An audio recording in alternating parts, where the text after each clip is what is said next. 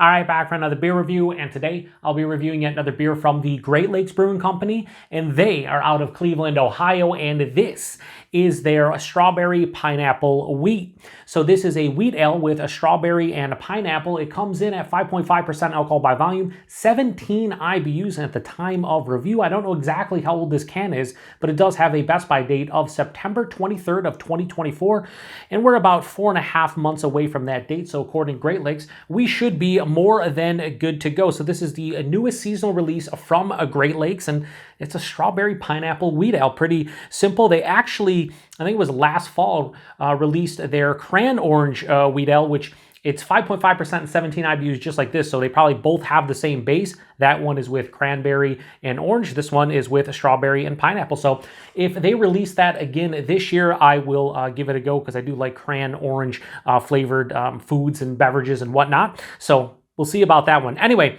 let's pour this into the hashtag proper glassware and see what we got going on here. Now, on their website, Great Lakes usually does a great job with the listing the ingredients. Now for this, they do say that this one is brewed with both strawberry and pineapple juice concentrate along with strawberry and pineapple natural flavor.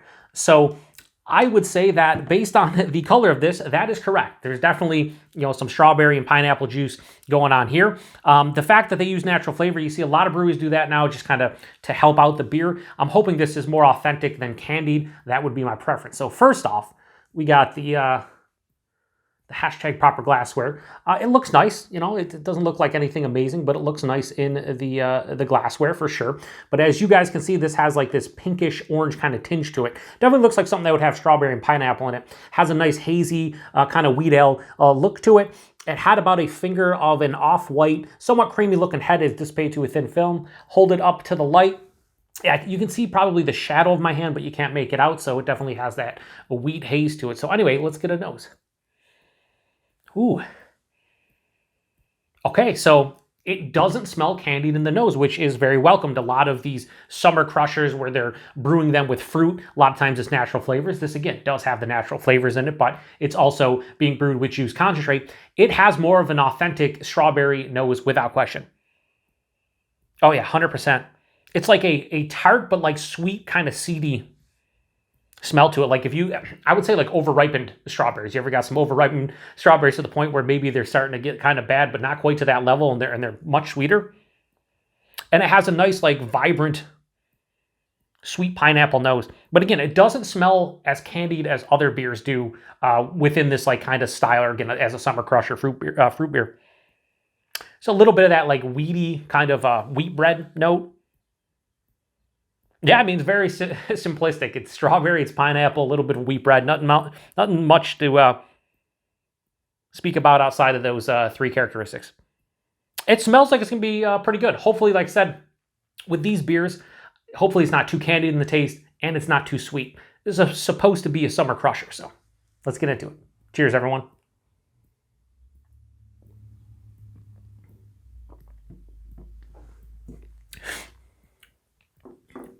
Did I spill some, or is that just from my glass?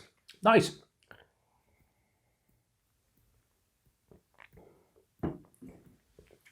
Tell you right now, the taste is definitely authentic, which is kind of what I expect out of Great Lakes. I haven't had a lot of fruit beers from Great Lakes. I love a lot of their classics and seasonals of, yesteryear.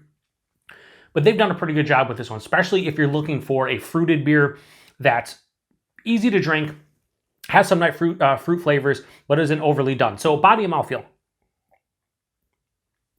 Body's like lower side of medium, higher side of light, appropriate for 5.5, and again, something you want to be, more of a refreshing, crushable beer. The mouthfeel, it's crisp. It's quite smooth on the palate. From that wheat, it definitely has a smoothness to it, but it has like a moderate carbonation. So again, it's definitely refreshing. The taste, front to back. It's I'd say a blend of like a strawberry pineapple, kind of like if you've had a smoothie, but it's not as sweet as a strawberry and pineapple smoothie can be, or pretty much any kind of like smoothie is pretty sweet for the most part. That's fruit laden, but it has the natural flavor. So this is like, again, a tart and sweet, seedy strawberry And it has a vibrant kind of like slightly tart but also sweet pineapple. There's an underlying wheat bread kind of character kind of propping up the fruit itself. It does lean a little bit sweet, unfortunately for me. It's not like cloying or anything, but this is like 60-40 sweetness to dryness because there is a nice semi-dry kind of finish. Almost no bitterness to speak of on the back of the palate. And there's not much else going on. Like, this isn't overly complex. It's not meant to be. There's a little bit of like a minerality on the palate too, like this slight, almost salinity. Like this is like a goza, but it's, you know, it's not, number one. And number two, it's not really tart or even sour like a goza would be. This is nice. I enjoy this quite a bit. I think the one issue I have with this as a whole is I could see drinking 2 or 3 cans of this. It might be a little bit too sweet for me, or a little bit of too much of one thing, with this being a strawberry and kind of pineapple combination. I'm crushing this can though. I'm going to probably drink this 5-10 minutes off camera. Like, it's going down. So it's clean, or it's crisp, it's clean, it's refreshing, very crushable, light on the palate, but not watery. Nice strawberry and pineapple flavor that's more authentic than candied. Like, there's a little bit like an underlying like candied kind of scent to it, but characteristic and also in the nose.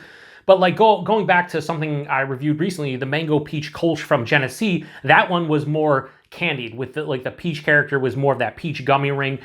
There's other beers kind of like the 6 Point Brooklyn Sunday that I reviewed, which was a lemon lime lager, that kind of had more of like a soda pop feel to it. This feels more authentic.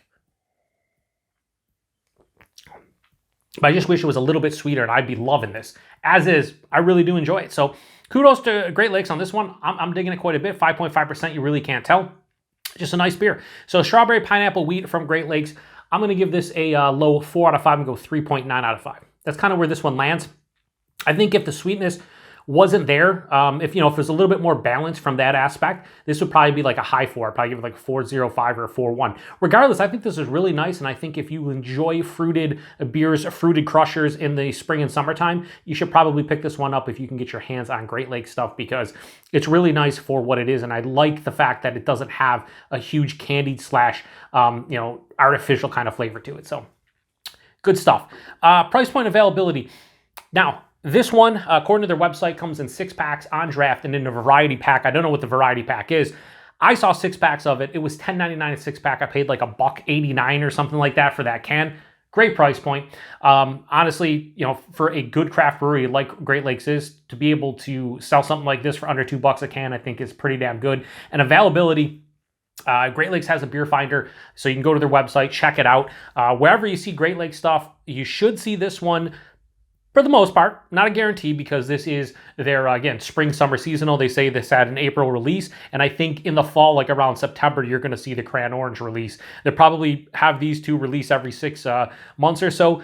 And after having this, I'll be curious to see how the Cran Orange one is, because I like that flavor combination, probably better than strawberry pineapple, although I like strawberries and pineapples better than cranberries and oranges as a whole, but whatever. Anyway, if you've had this one before, post in the comment section, let me know what you thought about it. Did you have the Cran Orange one? What'd you think about that one? I'm looking forward to it. And yeah, I'm going to drink the rest of this, like I said, probably in about 5 to 10 minutes, and I might have to drink another beer today. We'll see. I don't know. Anyway, appreciate everybody stopping by for another beer review here on the Beer Patrol. To the next one.